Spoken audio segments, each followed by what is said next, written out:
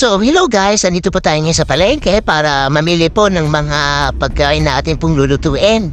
And kasabay na rin po na yung pamimili namin ng mga paninda sa aming tindahan. Kaya tara, samahan niyo po ako mamalengke.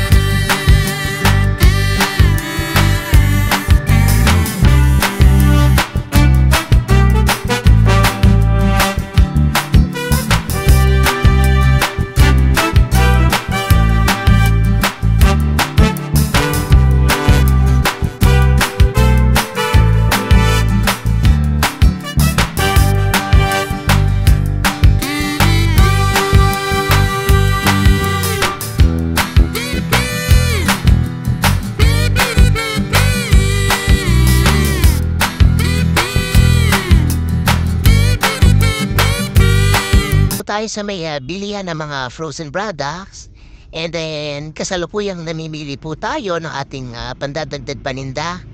And so far so good po dahil subok na po namin yung mga produkto nila. Nakabili na rin po kami ng mga ilang produkto nila, and masarap po talaga. Kaya yung mga gustong mamuhunan sa ganitong negosyo, subukan niyo po hanggat marami pa po tayong pwedeng pagpilian sa mababang presyo. So, try nyo po.